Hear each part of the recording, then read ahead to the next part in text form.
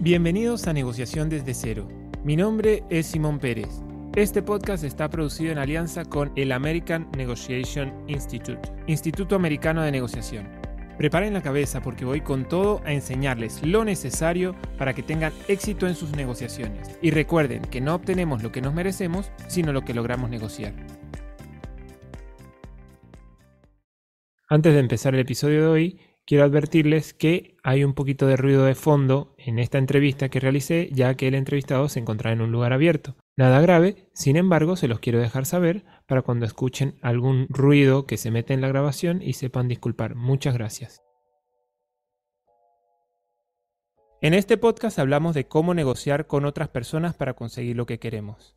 Y en la medida en la que esa persona es más cercana a nosotros, la negociación se va haciendo más difícil. Porque a mayor cercanía, más emociones se involucran y nuestro futuro queda muy condicionado por el resultado de estas negociaciones. Pero hay una persona a la que somos tan cercanos que la negociación se hace extremadamente compleja y esa persona somos nosotros mismos. Negociar con uno mismo es una de las cosas más difíciles que hay. Hoy hablamos de cómo afrontar la negociación interna, cómo animarnos a negociar con nosotros mismos, cómo elaborar estrategias y reinventarnos para tener éxito en estos contextos especialmente complejos que vivimos.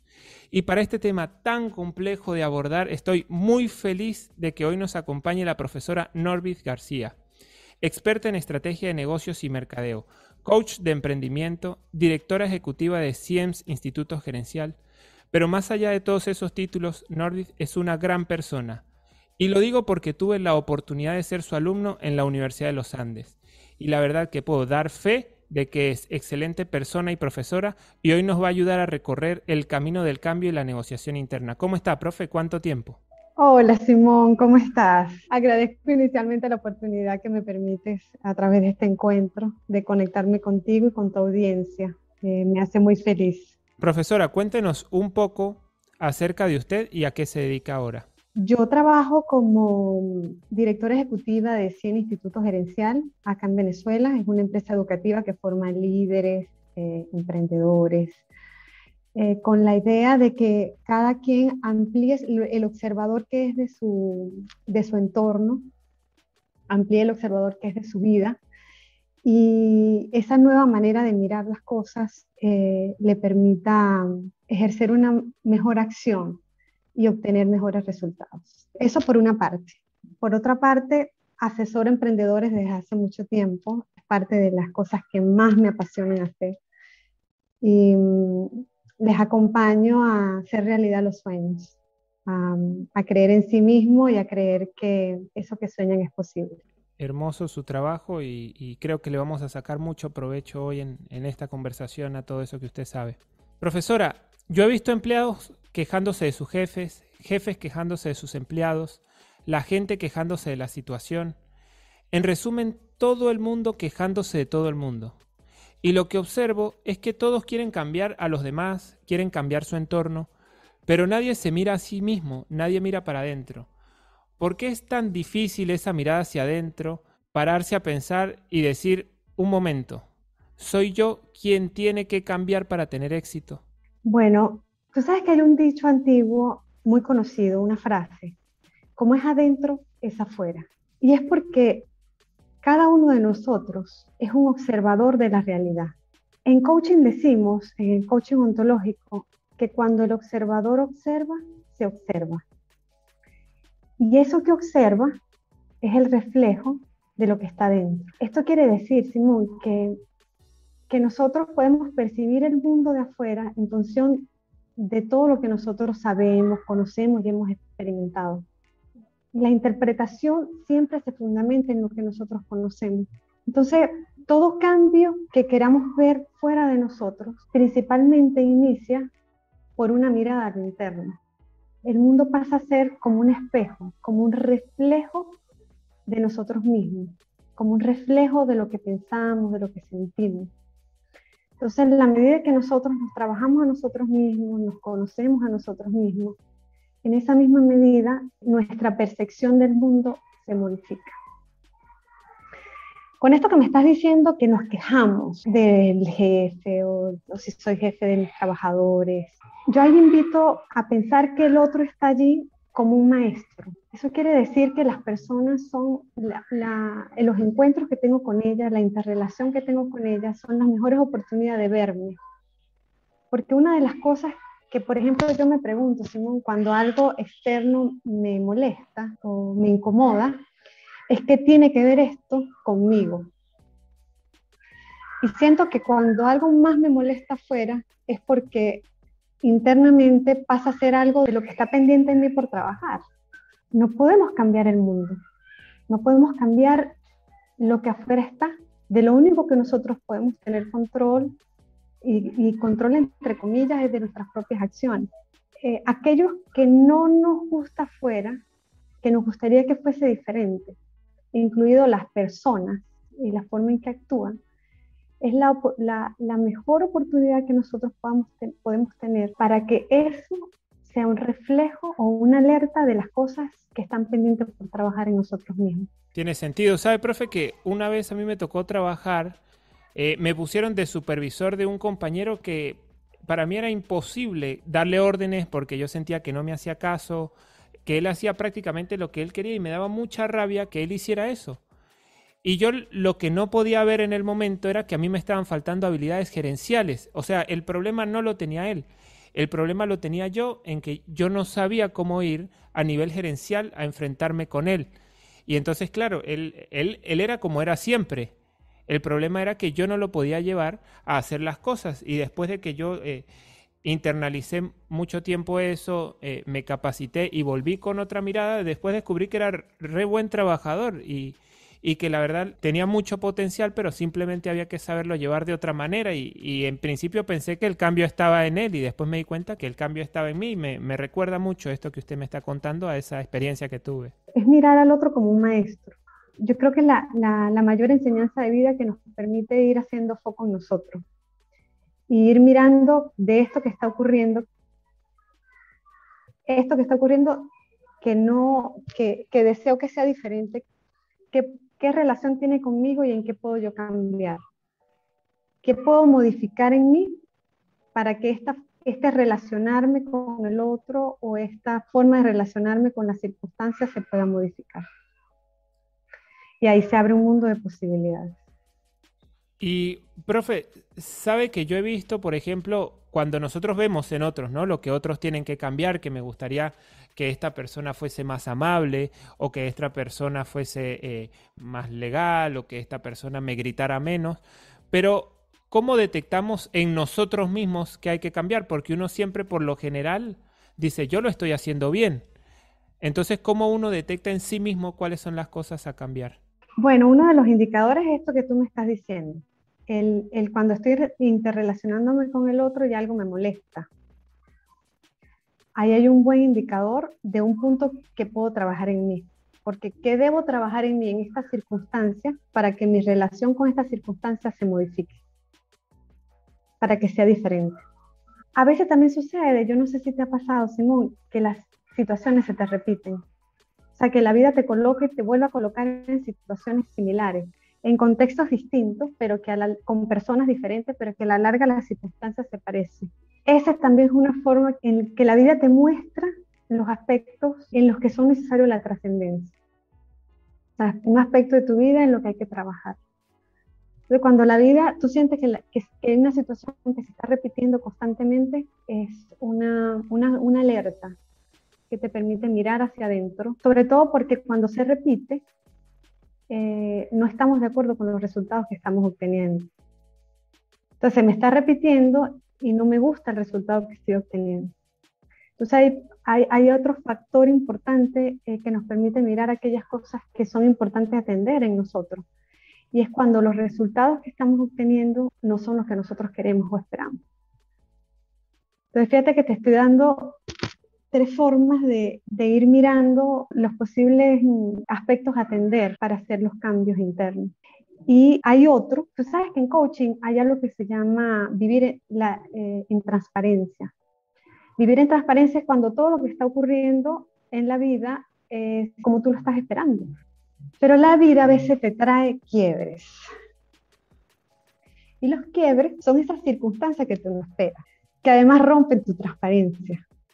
O sea, yo no estoy esperando que esto me ocurra. ¿Qué puede ser? Bueno, una enfermedad, la muerte de algún familiar, eh, la ruptura de una relación, algo que muchas veces es inesperado, una pandemia, como lo que estamos viviendo en este momento. Un quiebre mundial. Es un quiebre mundial, exactamente. Entonces, Simón, en estas circunstancias que se rompe la transparencia, que entramos como a circunstancias que son retadoras, a situaciones que son retadoras de vida, entramos como en una etapa de reflexión. Las circunstancias nos permiten reflexionar y en esa reflexión se anida el cambio. Porque también esas circunstancias vienen a nuestra vida para enseñarnos algo.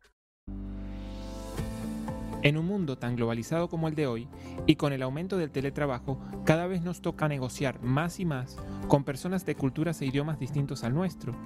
Yo personalmente he experimentado cómo cambian las negociaciones dependiendo del país, así que les recomiendo que aprendan cómo se negocia en otras partes del mundo. La opción que les doy, el American Negotiation Institute, Instituto Americano de Negociación. Con base en Estados Unidos e influencia en todo el mundo, en el American Negotiation Institute saben cómo se negocia a nivel mundial y están dispuestos a enseñárselo.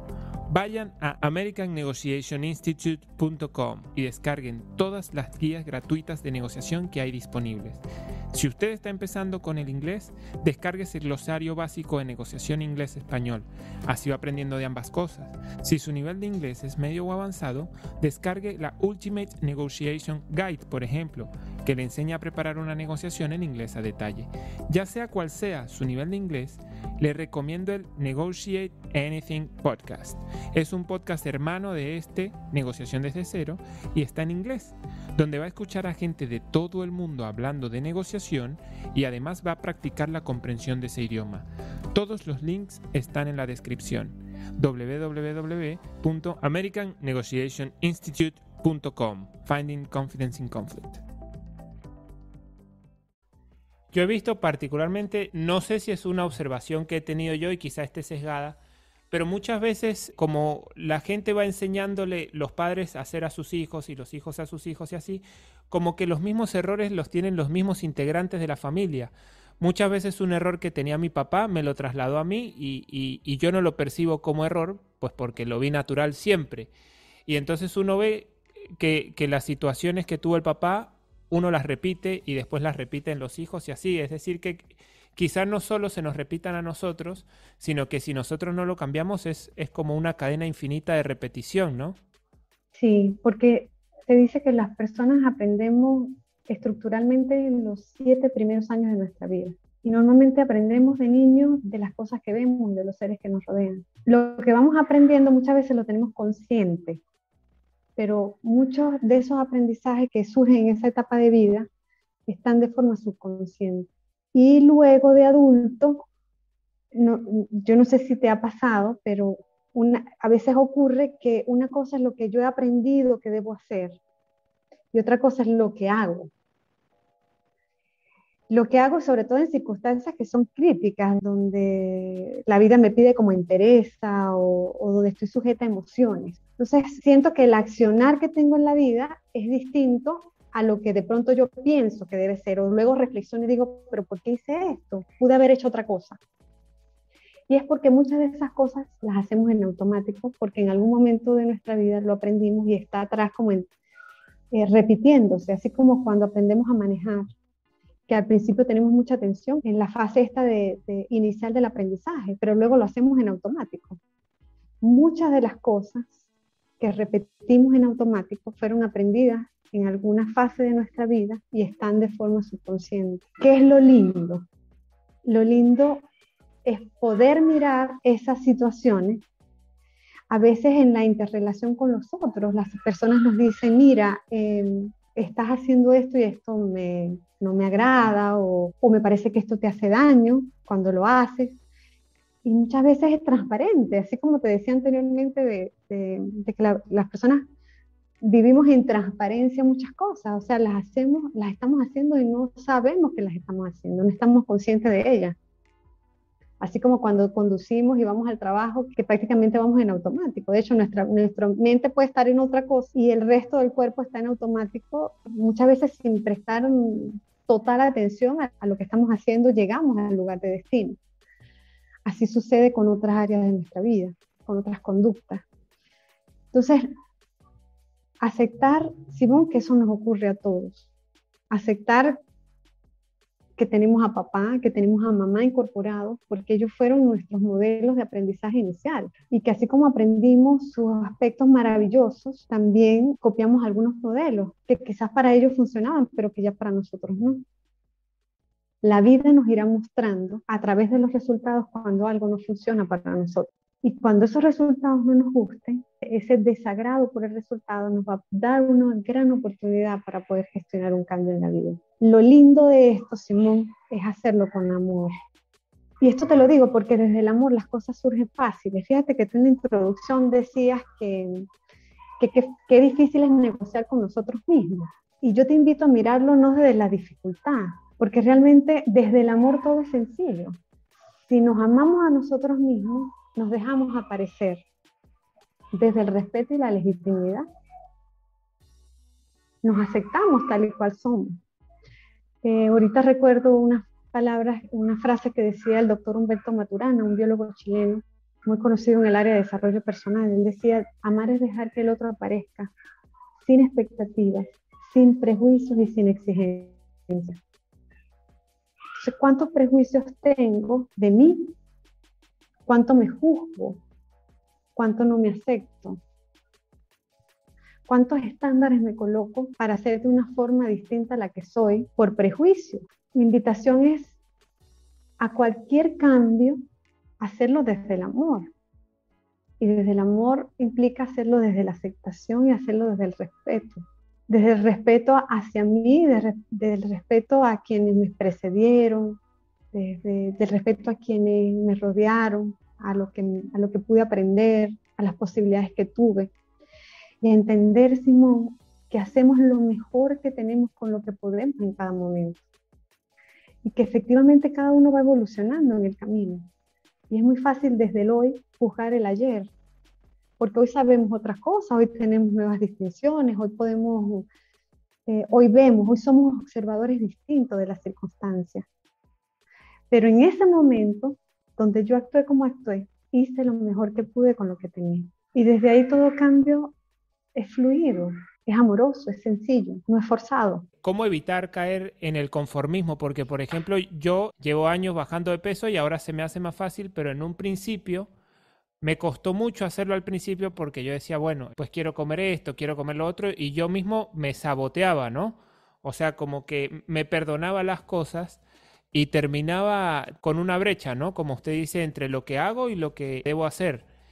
Y como con esa, no sé si con esa idea, ¿no? De aceptarme a mí mismo, estaba cayendo en el conformismo de decir, bueno, no lo pude hacer, pero no pasa nada, y así se me fue el tiempo y hasta que vi que la vida, como usted dice, los resultados no se me estaban dando, la misma vida me estaba mostrando que por ahí no era el camino, pero yo tenía, como decir, el conformismo disfrazado. ¿Cómo hace uno para seguir con la idea de cambiar y seguir adelante, aceptándose, pero sin caer en conformismos? Aceptar no es conformarse, aceptar es dejar de luchar. El tema es que queremos vivir fluidamente, vivir en paz, luchando. Y el principio de lucha te lleva a un espacio de guerra. O sea, yo me enfrento a algo, a alguien, a un pensamiento, a una circunstancia. Aceptarse no tiene que ver con enfrentarse. Entonces, ¿cómo acepto que esto me está ocurriendo sin lacerarme, sin dañarme, de forma amorosa? Y cómo desde ese amor, sabiendo que los resultados que estoy obteniendo no son los mejores porque hay un tema de salud que está implícito en esta circunstancia que tú me estás contando, y desde ahí abrazo a Simón y le digo, Simón, amorosamente caminemos hacia el espacio donde quieres estar. Para eso no se necesita lucha o enfrentamiento. Aceptar no es conformar, aceptar es avanzar hacia los espacios donde quieres estar, reconociendo que el espacio donde estás no te está dando los resultados que quieres en moverte a otro espacio en paz, sin lucha. Eso requiere una gran habilidad de autorrespeto, de autoaceptación. Y cuando uno está llevando a cabo los cambios, es decir, negociando con uno mismo, ¿cuáles son los errores más comunes que uno puede cometer en este camino, ¿no? Del cambio interno? Simón, cuando hiciste la introducción, vuelvo a la declaración esta de que negociar con uno mismo es lo más complejo. Fíjate que los expertos en negociación saben que la negociación es más sencilla en la medida que yo conozco más a la persona con la que voy a negociar. O sea, mientras yo más información tengo de la persona con la que yo voy a negociar, la negociación es mucho más sencilla. ¿Quién te conoce más a ti mismo? Tú. Tú eres la persona que más te conoce.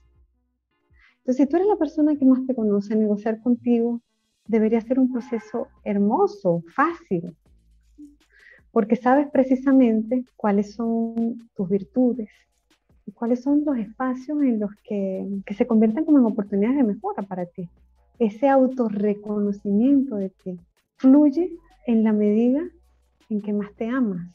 Y es como cuando estás enamorado de otra persona que quieres cada vez conocerlo más.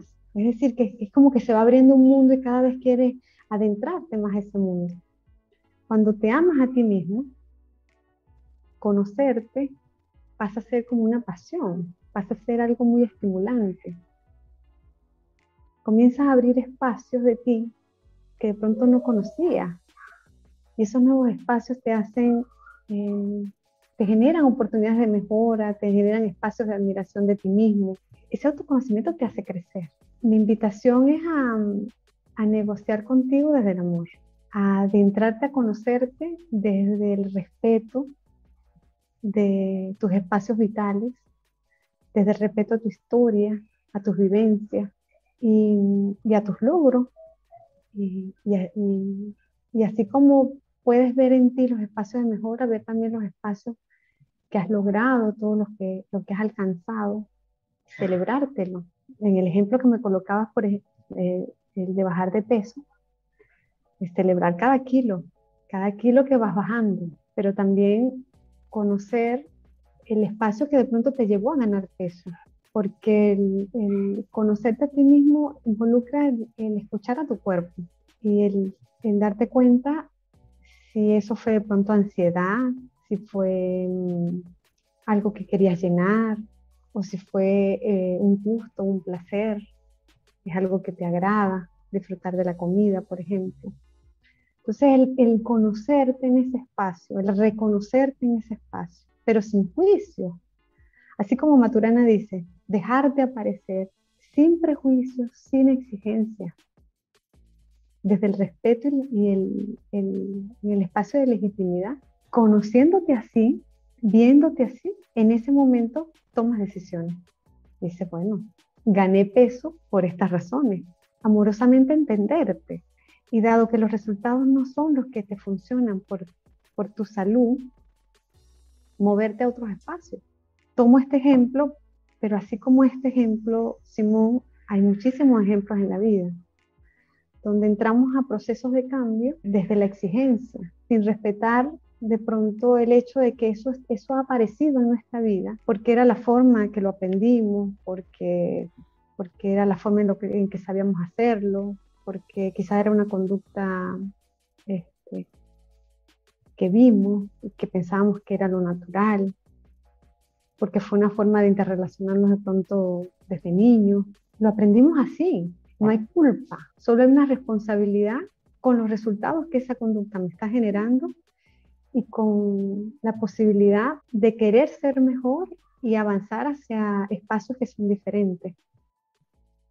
Entonces, fíjate que parte del darse cuenta y el de comprometerme con cambiar, con que eso se modifique, en comprometerme con ser cada día una mejor persona, que mi luz sea cada vez más grande, pero aceptando mi oscuridad y aceptando que es oscuro porque es un espacio donde le hace falta que yo le coloque un poquito de luz. Y ese poquito de luz se lo voy a dar mirándolo con ojos de amor, con ojos de aceptación, con ojos de compasión. Profe, y sabe que con todo esto que venimos hablando del cambio interno y de que la vida nos muestra con los resultados si nosotros vamos bien o mal, ya puede llegar un momento, como yo lo he vivido en varios aspectos de mi vida, donde uno cambia, porque principalmente se cambia adentro, pero al uno cambiar adentro, como lo hablábamos, que el interior es reflejo del exterior, el exterior también va a cambiar.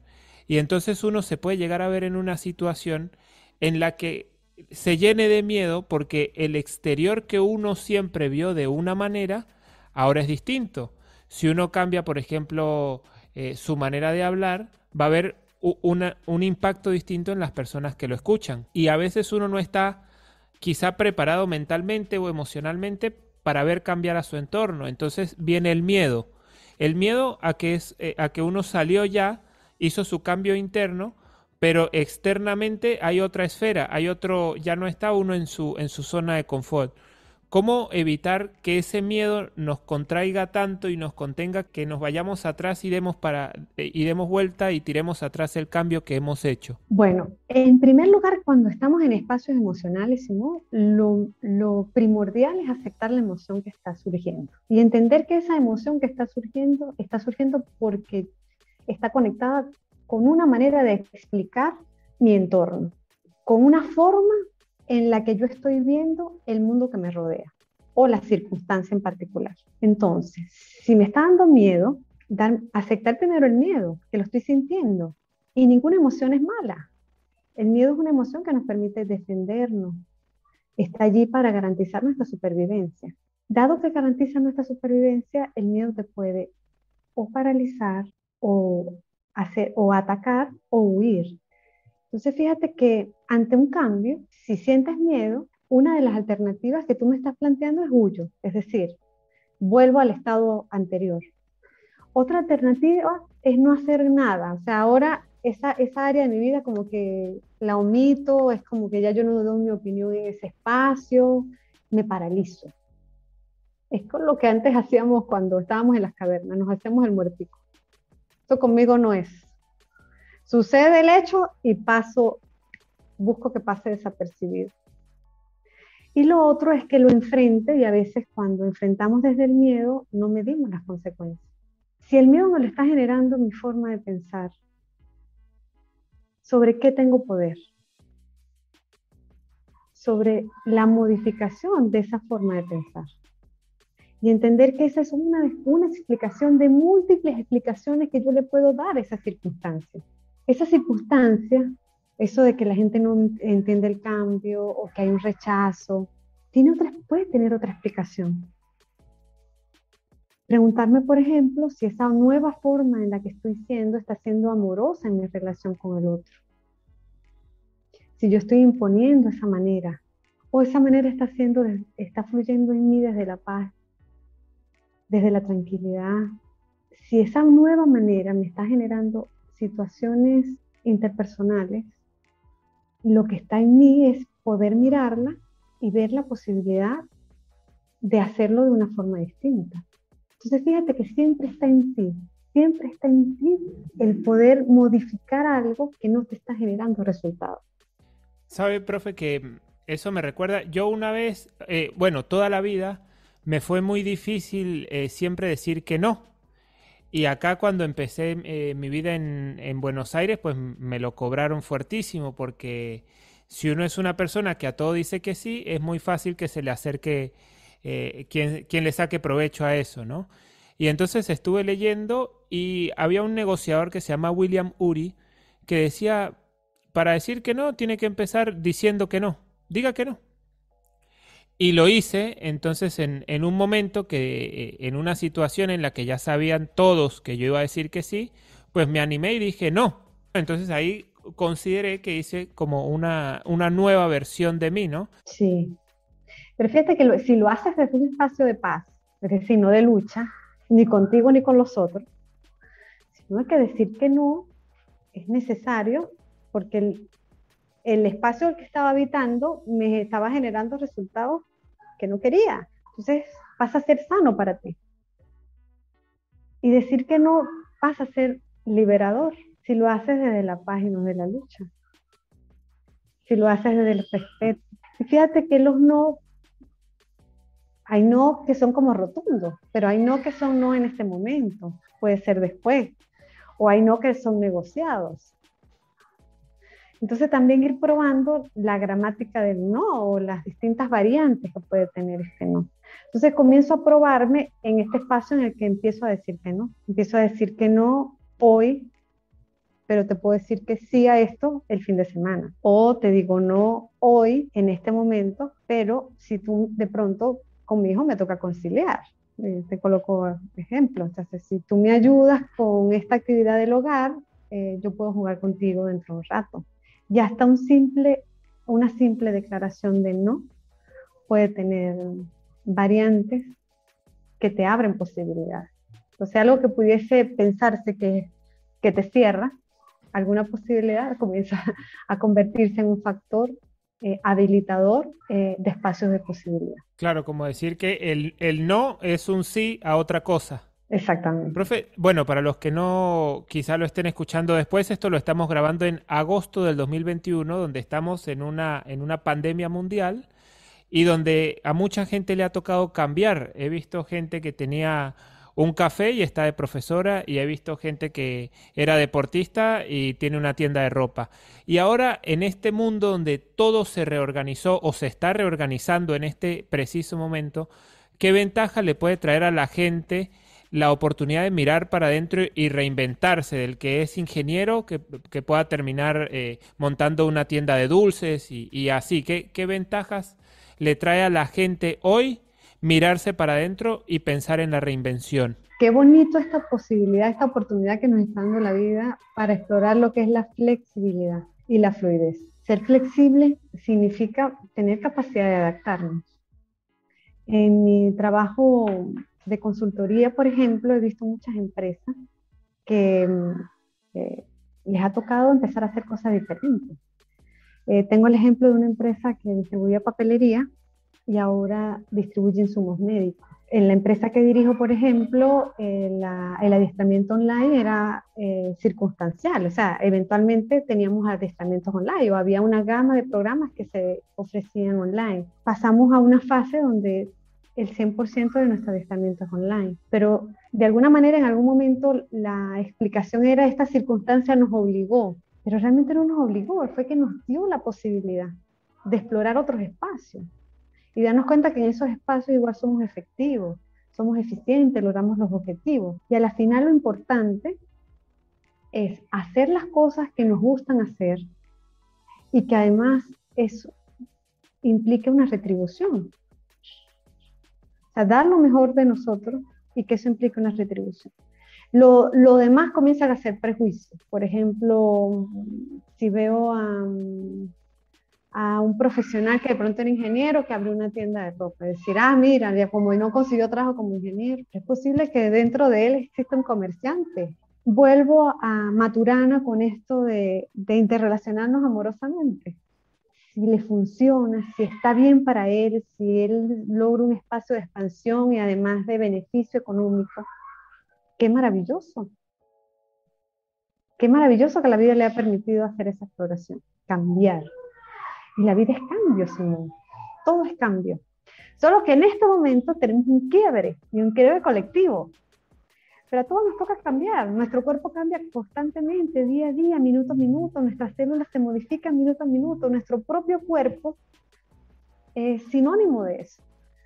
Los cambios de la forma de pensar, de las creencias, también es constante. En la medida que vamos madurando, vamos conociendo, vamos entrando a nuevos espacios. Entonces, es aceptar el cambio como parte del proceso de vida. La flexibilidad, la fluidez y la paz que acompañan ese cambio.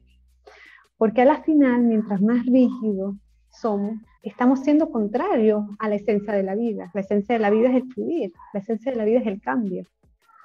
Entonces es como lanzarnos en el tobogán, ir surcando con nuestro cuerpo, con nuestras emociones, con nuestro pensamiento, todos los espacios que se están abriendo en ese tobogán. Nos hace girar a la izquierda, después a la derecha, y de pronto entramos en espacio casi que de caída libre. Mientras más resistencia ponemos, más posibilidades a dañarnos y a hacernos daño tenemos. Mientras más fluidos, más sueltos, más fácil nos nos dejamos llevar, el cambio va a resultar mejor. De ahí una invitación a aceptar lo que la vida nos trae desde una mentalidad positiva. Entonces, cuando algo se cierra, tener la esperanza de que otros espacios se van a abrir. Y es mirar el futuro con esperanza. Y fíjate que si te paras a mirar el futuro es incierto. O sea, finalmente nosotros lo que tenemos al frente son múltiples posibilidades, escenarios que se puedan abrir que ni imaginamos. O sea, se puede abrir el escenario que tú estás esperando, pero se pueden abrir otros. Entonces, entender que el escenario que es tu expectativa es solamente uno. Y a veces, cuando miramos el futuro, nos da miedo. Esto que me decías anteriormente del miedo, vuelvo a traer la emoción, pero es por el escenario que estamos vislumbrando a futuro. Pero ese escenario, la probabilidad de que eso exista es realmente incierta. Tú te puedes parar a mirar el futuro con esperanza y cuando lo miras con esperanza el miedo desaparece. Y es tu elección en el presente. ¿Dónde te quieres parar? ¿En el espacio del miedo o en el espacio de la esperanza? El lenguaje hace ser, Simón. Es decir, el lenguaje, la palabra tiene poder y crea. Y yo me doy hoy en el presente la posibilidad de crear futuro y crear el futuro esperanzador. Y en este espacio de pandemia, un futuro esperanzador para mí y para la humanidad. O sea, yo no pierdo la fe y me mantengo en un espacio de esperanza. Uy, profe, qué lindo todo eso. Ya con esta respuesta, algo más lindo no creo que llegue, así que yo acá lo voy a cerrar. Pasamos por coaching, me aconsejó, nos fuimos por todos lados, pero bueno, es mi podcast, así que yo hago lo que quiero aquí. Y bueno, profe, recuerden entonces a la gente que nos está escuchando, profe, cómo la pueden contactar y el servicio de coaching para emprendedores, si se puede hacer online, cómo es la página web. Igual acá abajo vamos a dejar los links de todos los contactos de la profesora, pero para los que no tienen la oportunidad de leer, que escuchen cómo la pueden contactar, ¿sí? Bien, bueno, yo tengo un Instagram que es @emprende_con_norte.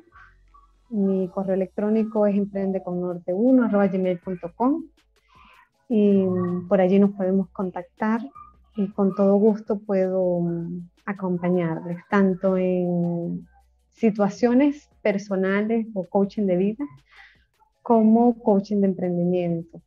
Eh, para mí, un leitmotiv, mm, ayudar, acompañar, estar para otros. Y eso le ha sentido a mi vida. Así que estoy. Mientras haya vida, estoy. Bueno, profe, muchísimas gracias por acompañarnos. Todo un placer, Simón. Gracias por esta invitación maravillosa.